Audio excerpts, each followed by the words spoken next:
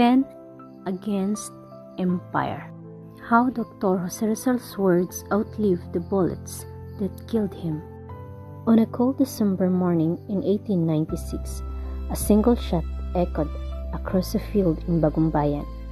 It lasted only a few seconds, but the man who fell that morning did not die.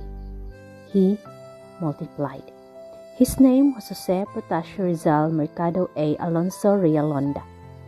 And this is the story of how a soft-spoken doctor, poet, and a dreamer became the conscience of a nation that had not yet learned to call itself Filipino.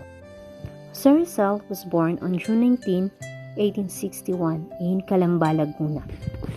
The seventh of 11 children of Francisco Mercado Rizal and Teodora Alonso Realonda. His family was not poor by the standard of their time. Francisco leased a land from the Dominican friars and cultivated it prosperously, while Teodora, educated and literate, a rarity for women of her era, became young Jose's first teacher. The 11 Rizal Alonso children, in order, were Saturnina, Pasiano, Narcisa, Olympia, Lucia, Maria, Jose, Concepcion, Josepa, Trinidad, and Soledad. Of these, his elder brother Pasiano Rizal would become the single most influential figure in Jose's life, financing his studies, sharing his reformist convictions, and later joining the revolution himself as the Katipunero General. The Rizal household blended Filipino, Chinese, and Spanish ancestry, a mixture that mirrored the colonial society itself. It was a home of books, music, and devout Catholic faith, but also a home that would soon feel the way of colonial injustice. When the Dominican estate later disposed the family of the very land they had worked for generations.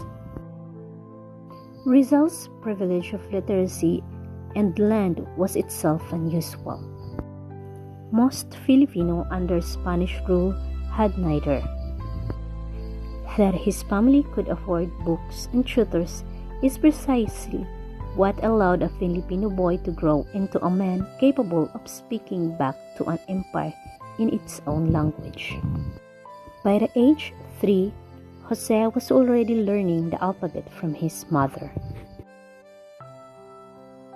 By 5, he could read and write.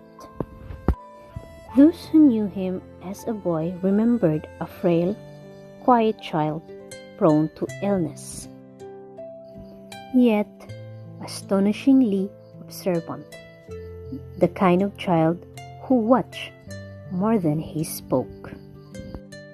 One memory would shape him for life: his mother's arrest and imprisonment on a false accusation when he was only 11.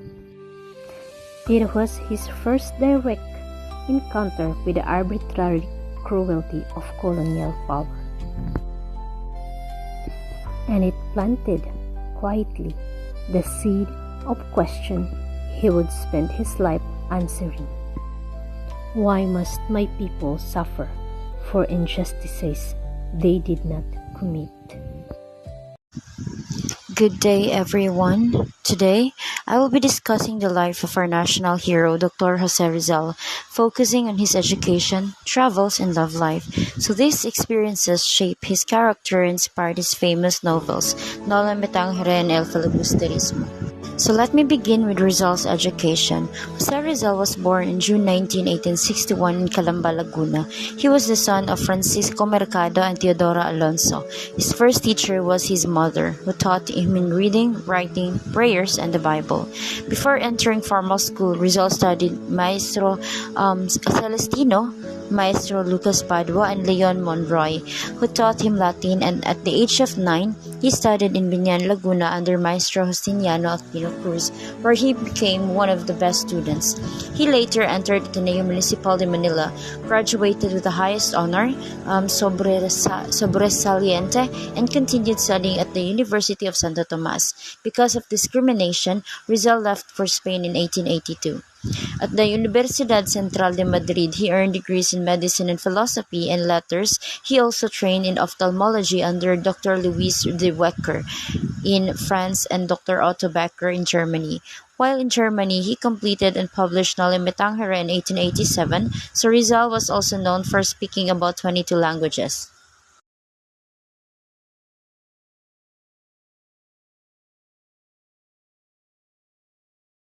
Rizal traveled to many countries to improve his medical knowledge and promote reforms for the Philippines.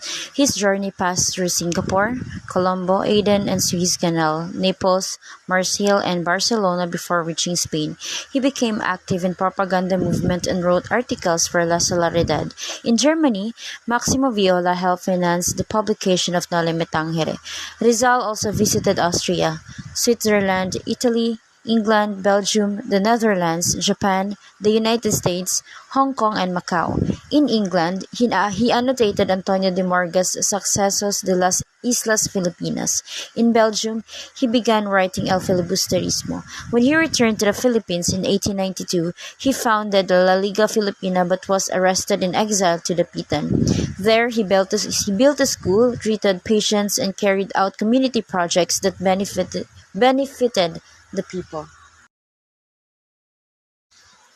Rizal's first love was Segunda Katimbak. He also courted Leonor Valenzuela, with whom he exchanged letters written in invisible ink. His greatest love was Leonor Rivera, but they were unable to marry because of family oppositions. Many believe she inspired the character of Maria Clara in Noli Me Tangere. Rizal also admired Consuelo Ortega, E. Perez, O. Cezanne, Gertrude Brackett, Suzanne Jacobi, and Nellie Bosted, but none of this relationship lasted. During his exile in Dapitan, he met Josephine Bracken, who became his companion. They had a son named Francisco, who sadly died in infancy. Josephine remained loyal to Rizal until his final days. Rizal, a physician, a novelist, and a brilliant mind that awakened a sleeping nation. For years, his words were his sharpest weapons against Spanish tyranny. But by 1892, the colonial government had enough. The man who fought with a pen was about to face the ultimate prize for his defense. This is the story of Rizal's final years, a journey through exile, a mockery of justice, and a sacrifice that changed the Philippines forever. In July 1892, Rizal was banished to the remote town of Dapitan. The Spanish authorities hoped to silence him, to bury his influence in the isolation of Mindanao. But Rizal did not wither. Instead, he established a school for local boys, introduced a modern water system, practiced medicine for free, and even fell in love with Josephine Bracken. For 4 years, Dapitan wasn't just a prison, it was a testament to his unbreakable spirit.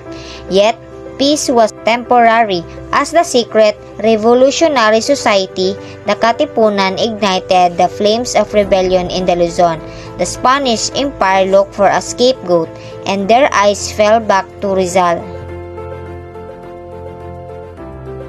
Arrested on his way to Cuba, Rizal was brought back to Manila and imprisoned in the gloomy cells of Fort Santiago. He was charged with rebellion, sedition, and conspiracy. The trial held before a Spanish military court just after Christmas in 1896 was a total sham. Rizal was denied a civilian lawyer, not allowed to confront his accusers, and his peaceful reforms were twisted into acts of treason. Despite a brilliant defense providing he had no part in the violent uprising, his fate was sealed before the trial even began. The verdict: death by firing squad. December 30, 1896, a chilly morning at Bagumbayan Field. Rizal, dressed in a black suit, walked calmly toward his executioners. He requested to face the firing squad, wanting to die like a brave man, but his request was denied. He was ordered to turn his back, branded a traitor. As the command fuego rang out, Rizal turned to face his executioners at the very last second, falling face up toward the morning sun. his final words echoed through the field, "Consummatum est," it is finished. The Spanish authorities thought that by killing Rizal, they would crush the revolution. They were wrong. His death became the ultimate catalyst, uniting Filipinos to finally break the chains of Spanish rule. Jose Rizal died at just 35 years old. He lost his life, but in doing so, he gave birth to a nation.